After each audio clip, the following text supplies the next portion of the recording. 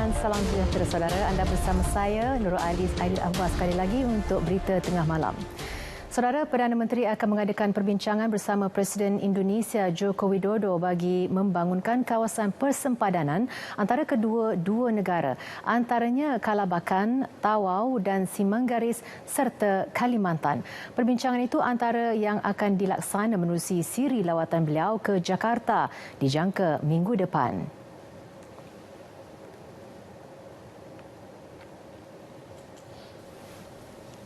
Sebagai contoh, Kalabakan ada merupakan kawasan sempadan dengan Indonesia. Indonesia sudah majukan kawasan sempadan mereka dan kita nak supaya kawasan sempadan Sabah yang bersepadan dengan bandar baru di sebelah sana kita majukan. Jadi kalau kita nak majukan kawasan sempadan, bermakna infra pun mesti dimajukan. Di Kalabakan misalnya, kita perlu majukan infra. Mungkin bandar sempadan itu akan dijadikan sebagai bandar pelancongan untuk masyarakat daripada Kalimantan sana. Kerajaan Persekutuan akan terus memberi komitmen dan tumpuan terhadap pembangunan Sabah. Perdana Menteri Datuk Seri Ismail Sabri Yaakob berkata menerusi pembentangan belanjawan 2022 baru-baru ini, kerajaan menyalurkan peruntukan tertinggi iaitu sebanyak 5.2 bilion ringgit untuk pembangunan Sabah. Selain itu, menerusi rancangan Malaysia ke-12, kerajaan turut memberi fokus kepada pembangunan 6 negeri termasuk Sabah, Sarawak, Perlis, Kedah, Terengganu dan Kelantan.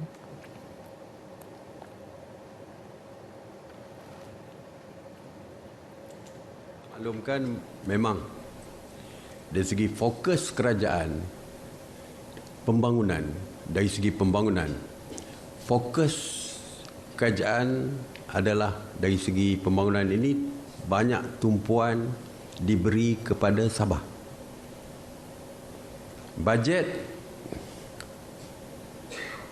2022 misalnya, belanjawan untuk belanjawan ini, peruntukan untuk Sabah merupakan yang tertinggi dari segi pembangunan ini, iaitu sebanyak 5.2 bilion ringgit untuk pembangunan Sabah.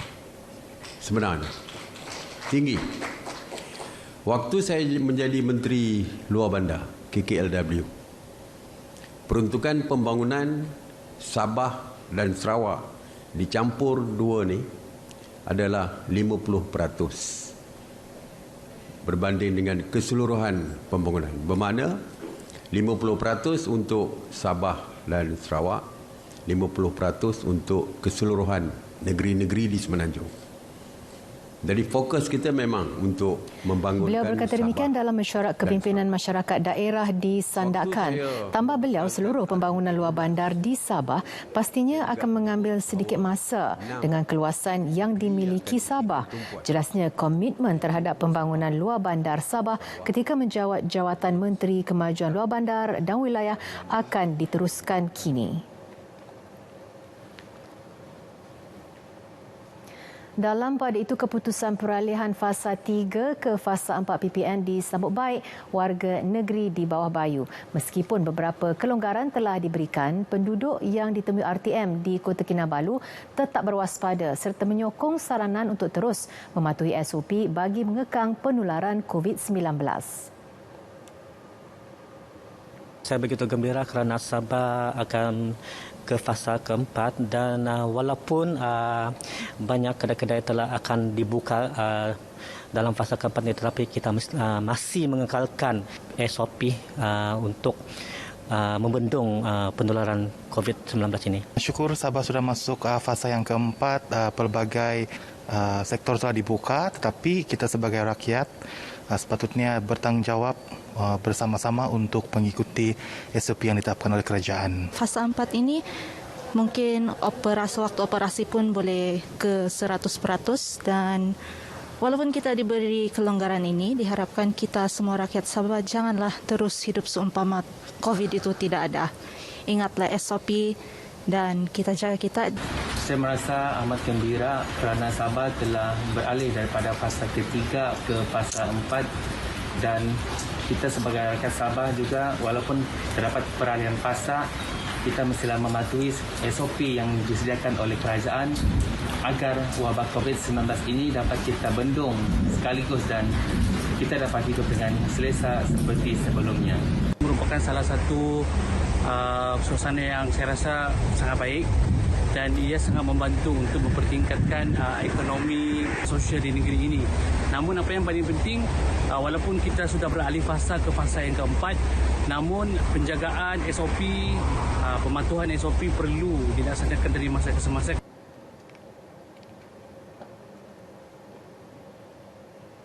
Dalam perkembangan sama, selain negeri Sabah, Perlis, Perak, Pulau Pinang dan Kedah akan beralih daripada fasa 3 ke fasa 4 Pelan Pemulihan Negara PPN berkuat kuasa 8 November ini.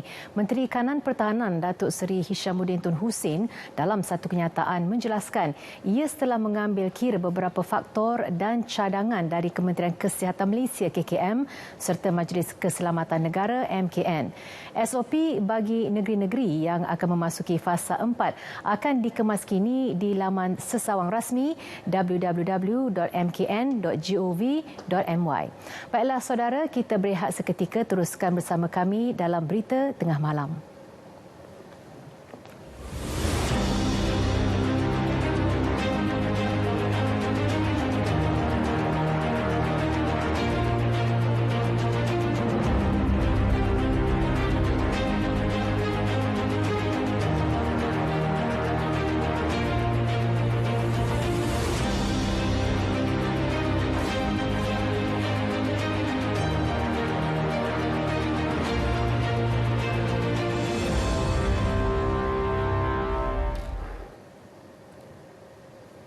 Bersua kembali.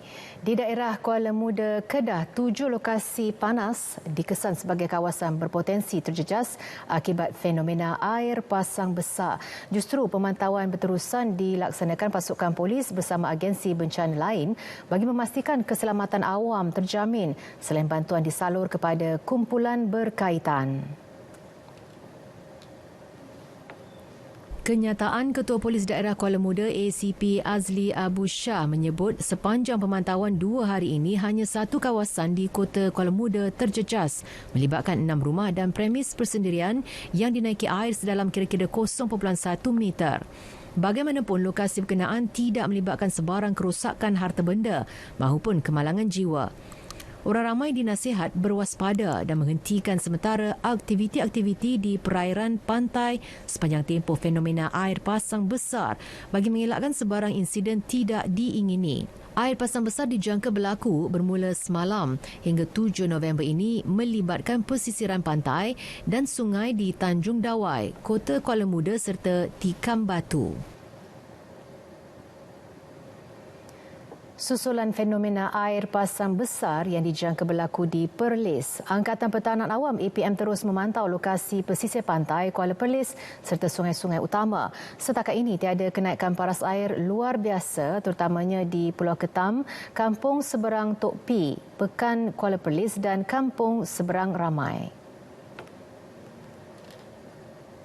Pegawai Operasi APM Negeri, Kapten Pertahanan Awam Muhammad Ruhaizul Mat Isa Elias Mansor memberitahu keadaan masih terkawal berikutan cuaca yang baik dan tiada hujan sekitar lokasi berkenaan. Bagaimanapun, 3 pasukan pemantauan APM Kuala Perlis, Arau dan Kanga ditugaskan meronda semua lokasi yang dikenal pasti kerap berlaku air pasang besar. Pemantauan di pesisir pantai Kuala Perlis mencatatkan paras air laut masih di bawah paras ramalan 3.6 meter. Air laut dijangka mencapai setinggi 3.6 meter esok dan Ahad serta 3.4 meter pada Isnin bergantung keadaan cuaca. Sehingga 11 malam tadi, 2 pusat pemindahan banjir PPS dibuka di daerah Kota Tinggi Johor. PPS Dewan Kampung Baru Sungai Mas menempatkan 34 penduduk terjejas termasuk seorang bayi daripada 8 keluarga. Dibuka 8 malam manakala PPS Balai Raya Kampung Muhibah menempatkan 5 penduduk daripada sebuah keluarga. Dibuka jam 10.30 malam tadi. Pengerusi Jawatankuasa Kesihatan dan Alam Sekitar Arvidianathan menerusi kenyataan memaklumkan Hujan berterusan selama lebih 2 jam telah menyebabkan kenaikan air dan banjir kilat. Kawasan yang dinaiki air melibatkan beberapa kawasan perumahan penduduk kampung. Pemantauan akan dilakukan dari semasa ke semasa.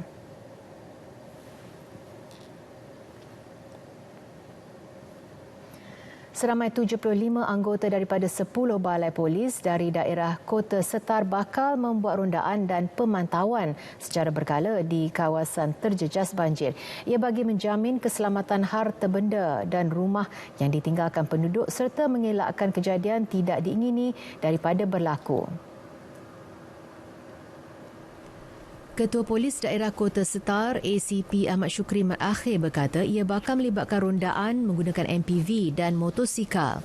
Pihaknya juga akan turut membuat pemantauan di Pusat Pemindahan Sementara PPS agar SOP tetap dipatuhi.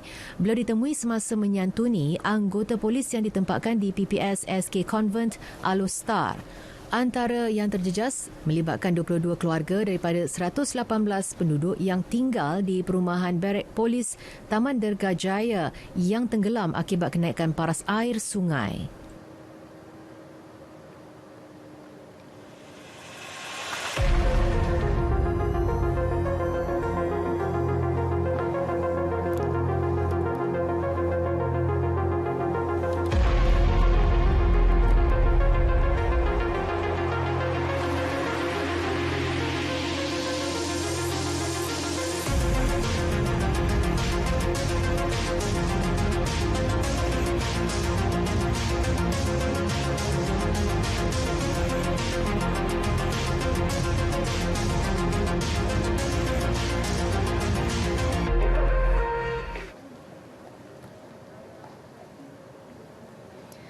Orang ramai dinasihatkan agar berwaspada dan tidak terpedaya dengan mana-mana pihak yang menawarkan sebarang bentuk dana bagi tujuan mengerjakan ibadat haji menerusi panggilan telefon.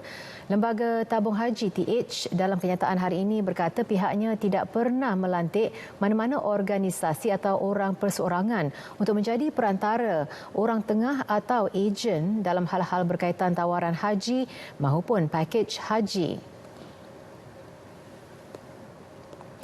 Menurut kenyataan tersebut, TH telah menerima laporan daripada pendeposit bahawa terdapat individu tidak bertanggungjawab menawarkan dana haji bagi membolehkan mereka menunaikan haji melalui jalan pintas.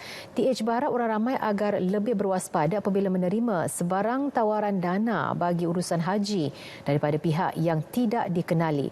TH turut menegaskan pemilihan giliran menunaikan haji adalah berdasarkan sistem pendaftaran iaitu yang dahulu didahulukan.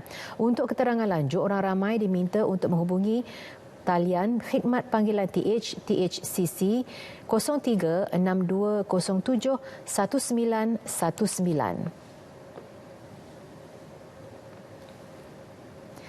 Kementerian Perdagangan Dalam Negeri dan Hal Ehwal Pengguna KPDN-HEP melancarkan Ops Menu bagi menjalankan pemeriksaan pematuhan perundangan tertumpu kepada restoran dan kedai makan. Ia bagi mengelakkan manipulasi harga dan penipuan timbangan selain kesalahan penandaan harga pada bahan mentah. Pengarah Penguatkuasaan KPDN-HEP Azman Adam dalam satu kenyataan memaklumkan fokus pemeriksaan Ops Menu adalah terhadap premis yang menyediakan makanan siap masak termasuk restoran dan kedai makanan Melayu, Cina, India, India Muslim, Medan Selera dan restoran makanan laut. Ujarnya pengusaha restoran dan kedai makan diingatkan supaya sentiasa mematuhi perundangan yang telah ditetapkan khususnya berkaitan penandaan harga dan alat timbang bagi mengelakkan dikenakan tindakan undang-undang termasuk didakwa di mahkamah atau dikenakan kompaun. Menurut beliau, tindakan tegas akan dikenakan ke atas peniaga yang gagal mematuhi peruntukan undang-undang di bawah Perintah Kawalan Harga dan anti pencatutan penandaan harga bagi barangan dan caj bagi perkhidmatan 2020. Bagi kesalahan di bawah Akta Timbang dan Sukat ATS 1972 pula, peniaga boleh didenda tidak melebihi RM40,000 atau penjara tidak melebihi 3 tahun. Semalam media masa melaporkan sekumpulan pengunjung terkejut dengan harga ikan siakap yang mencecah harga RM1,000 196.80 sen di sebuah restoran yang kini tular di media sosial.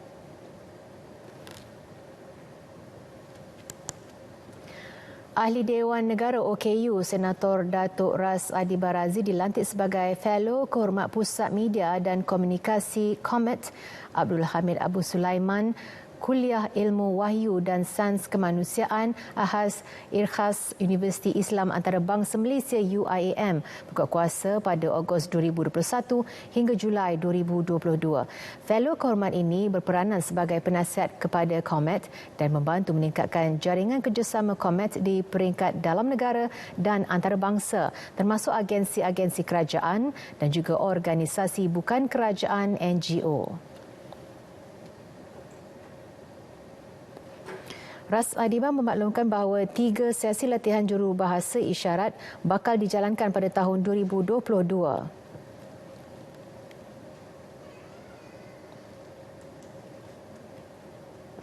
Dengan pengalaman yang saya ada, saya akan berkongsi kepada mereka bagaimana mereka boleh menjadi lebih luar biasa sebagai seorang yang bukan OKU dan menjadi seorang OKU, dan juga pengalaman saya sebagai seorang penyair, seorang penulis penjat seni dan juga sebagai seorang atlet Olimpik dan juga sebagai seorang yang telah berkecimpung lama di dalam bidang media.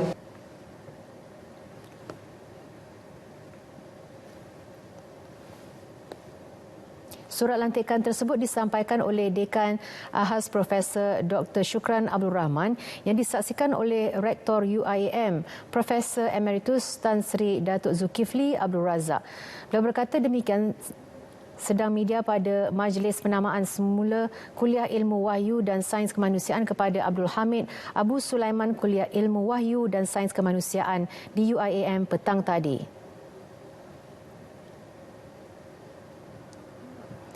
Dalam pada itu juga Senator Datuk Ras Adi Barazi turut memaklumkan bahawa siri latihan sedang dijalankan oleh bernama dalam melahirkan jurubahasa isyarat yang bertaraf antarabangsa. Seramai 18 orang jurubahasa isyarat telah menjalani latihan dan lebih ramai lagi jurubahasa akan dilahirkan.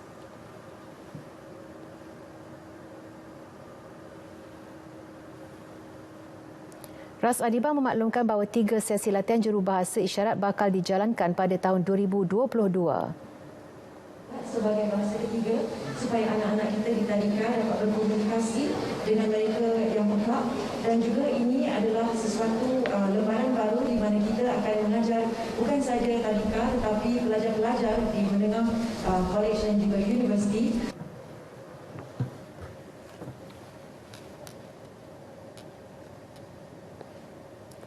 Beliau berkata demikian dalam sidang media pada majlis penamaan semua Kuliah Ilmu Wahyu dan Sains Kemanusiaan kepada Abdul Hamid Abu Sulaiman Kuliah Ilmu Wahyu dan Sains Kemanusiaan di UIAM Gombak petang tadi.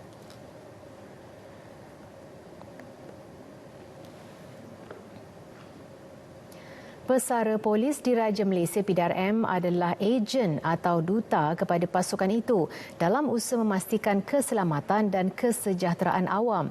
Ini khususnya di lokaliti dan taman-taman perumahan serta kampung-kampung yang didiami mereka. Timbalan Ketua Polis Negara Datuk Seri Mazlan Lazim berkata berdasarkan pengalaman berkecimpung dalam perkhidmatan kepolisian, mereka mampu diberi kepercayaan bagi membawa persepsi positif terhadap PDRM. Hadirin sekalian, bagi memberkati majlis pada Pengumuman tim Ketua Eksekutif KISP Penting masih mereka boleh jadi macam duta pada kita lah di peringkat taman-taman perumahan, kampung-kampung, di mana mereka boleh bagi nasihat pada orang kampung, jaga keselamatan bersama-sama lah dengan pihak polis. Orang kata apa, kerjasama dengan pihak polis. Pasal apa kita nak begitu? Pasal apa? Kita nak pandangan persepsi yang positif kepada polis. Beliau berkata demikian pada sidang media selepas menyempurnakan agihan bakul kasih prihatin Majlis Agama Islam Wilayah Persekutuan kepada pesara-pesara polis Kuala Lumpur di Ibu Pejabat Polis Kontijen IPK di Ibu Negara. Pada masa sama, beliau turut menggesa para pesara agar mengemaskini maklumat diri bagi mendapatkan informasi terkini berkaitan kebajikan dan hal ehwal pesara.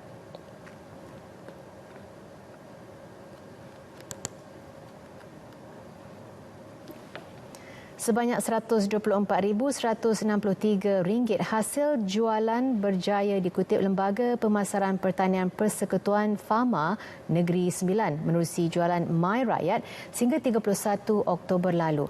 Exko Pertanian dan Industri Makanan Negeri Sembilan, Datuk Bakri Sawir berkata ia melibatkan penyertaan seramai 263 usahawan di 6 lokasi berbeza di seluruh negeri itu. Ia hasil pembelian daripada seramai 4,869 orang pengunjung yang hadir sejak dimulakan Mac lalu. Dan fungsi-fungsi administratif orang tengah itu diambil alih oleh Fama tanpa kita mengambil sebarang apa-apa juga dia punya keuntungan lah. Kita hanya linkkan saja untuk pengeluar, petani dan pengguna terus dapat berurusan, ya. Dan ianya mengurangkan dia punya kos kos orang tengah ini. Beliau berkata demikian pada program My Rakyat di Jelebu. Ia sebahagian usaha membuka ruang pasaran yang lebih luas bagi usahawan untuk memasarkan hasil pertanian dan produk makanan mereka secara terus ke premis, pejabat, kawasan perumahan atau tempat tumpuan dengan produk yang dijamin berkualiti dan selamat untuk dimakan. Kerajaan melalui Kementerian Pertahanan memperuntukkan RM4.7 juta bagi membangunkan 250 projek perumahan untuk veteran Angkatan Tentera Malaysia ATM di seluruh negara. Program dengan kerjasama Syarikat Perumahan Negara Berhad SPNB itu bakal melibatkan 2 program iaitu Bina Baharu dan Baik Pulih. Ketua Pengarah Jabatan Hal Ehwal Veteran ATM Major Jeneral Datuk Zulkarnain Ahmad berkata setakat ini 72 unit rumah telah dibaik pulih dan sebanyak 28 unit baharu telah mula dibina. Di Sabah Sarawak kita libat harga di sana, kos sana lebih tinggi, di sana harganya RM85,000. Baik pulih peruntukan yang telah kita sediakan adalah untuk sebiji rumah dalam 17 di antara 13 ke 17 ribu ringgit. Tapi kalau kita baik pulih ni kita hanya melihat kepada struktur-struktur rumah yang besar lah. Contoh macam bumbung, pintu-pintu, kalau kata lantai dia dah dimakan anak-anak kita tukar. So kos yang kita sediakan tu memadai lah untuk memperbaiki balik rumah mereka supaya mereka dapat duduk dalam keadaan yang selesa dan selamat lah. Beliau berkata demikian selepas majlis penyerahan kunci rumah bina baru inisiatif perumahan veteran ATM Negeri Kelantan di Kampung Mata Air, Machang. Sementara itu, penerima Muhammad Zawawi Mustafa berasa bersyukur selepas penantian selama 20 tahun untuk memiliki kediaman sendiri akhirnya menjadi kenyataan. Saya berterima kasih kepada Menteri Pertanian, Ehwal Veteran kerana membantu saya daripada saya sakit mula-mula dapat serba yang dapat susu, kursi roda dan rumah sekali. Terima kasih kepada Menteri Pertanian. Projek dijangka siap akhir tahun ini. Selain terus mengamalkan SOP, penting untuk kita semua meningkatkan penilaian kendiri demi melindungi diri sendiri dan keluarga Malaysia. Amalkan TRIIS. T. Test. Segera lakukan ujian pengesanan COVID-19 kendiri sekiranya alami simptom. R. Report. Laporkan keputusan ujian pengesanan di MySejahtera. I. Isolate. Lakukan kuarantin kendiri sekiranya positif. Patuhi perintah HSO yang telah ditetapkan oleh Kementerian Kesihatan Malaysia. I. Inform. Maklum kepada kontak rapat sekiranya anda didapati positif. Maklumkan juga kepada CAC berhampiran sekiranya situasi kesihatan diri semakin merosot semasa menjalani kuarantin di rumah. S. Seek. Dapatkan rawatan segera di pusat-pusat perubatan berhampiran sekiranya anda mengalami gejala berat seperti sesak nafas dan suhu badan terlalu tinggi. Sayangi diri, keluarga Malaysia.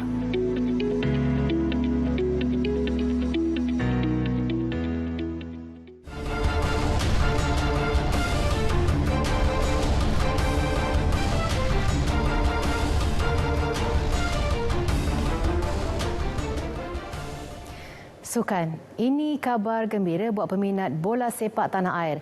Individu yang lengkap divaksin bagi semua peringkat umur dibenarkan masuk ke stadium berkuat kuasa 8 November ini. Menteri Kanan Pertahanan Datuk Seri Syamuddin Tun Hussein dalam satu kenyataan memaklumkan kebenaran sama turut terpakai bagi semua fasiliti sukan. Bagaimanapun bagi kanak-kanak berumur di bawah 18 tahun yang belum atau tidak lengkap vaksinasi masih tidak dibenarkan memasuki stadium dan semua fasiliti sukan. Selain itu, aktiviti makan dan minum di dalam stadium masih belum dibenarkan. Dalam pada itu, orang ramai dinasihat memanfaatkan sepenuhnya kelonggaran yang diberi dengan penuh berdisiplin dan bertanggungjawab. Penghujung September lalu, Perdana Menteri Datuk Seri Ismail Sabri Yaakob mengumumkan kelonggaran kehadiran penonton ke stadium selepas tiada lagi negeri berada di dalam fasa 1 Pelan Pemulihan Negara. Jawatan Kuasa Siasatan Dalaman mendapati atlet para olahraga Muhammad Ziyad Zulkifli dan jurulatihnya tidak dapat membuktikan bahawa mereka tiba pada waktu yang ditetapkan untuk pendaftaran di bilik panggilan dalam acara lontar peluru F20 di Tamasya Sukan Paralimpik Tokyo 2020. Sekaligus menerima keputusan yang dibuat oleh olahraga para dunia WPA untuk membatalkan penyertaan dan kemenangan Ziyad. Jawatan Kuasa membuat keputusan berkenaan hasil sesi pertemuan serta dokumen yang diperoleh. Menerusi satu kenyataan, Menteri Belia dan Sukan Datuk Seri Ahmad Faizal Azumu berkata, meskipun menerima keputusan WPA itu, namun Persatuan Olahraga Para Negara dan Majlis Sukan Negara tetap mengemukakan pandangan Malaysia ekoran kekeliruan peraturan teknikal olahraga para, khususnya berkaitan peraturan Did Not Start, DNS. Pihak KBS juga akan memastikan tindakan susulan yang wajar diambil oleh atlet, jurulatih dan juga pegawai bagi tujuan kesedaran, pengajaran dan penambahbaikan serta rujukan pada masa akan datang.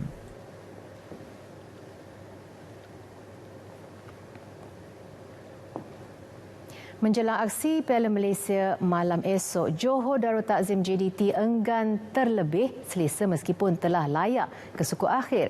Skuad Harimau Selatan itu sedia mencengkam Petaling Jaya PJ City FC dalam aksi kumpulan D di Stadium MBPJ. Ketua Jurulatihnya Benjamin Mora menyifatkan aksi itu penting bagi mengekalkan momentum kemenangan yang diraih dalam 4 perlawanan sebelum ini, sekaligus mengekalkan JDT di tangga teratas kumpulan. Namun beliau tetap mengakui tidak mudah untuk menundukkan PJ City. JDT selesa mendahului kumpulan D dengan memperoleh 12 mata, manakala PJ City di tangga kedua dengan 5 mata hasil 4 pertemuan.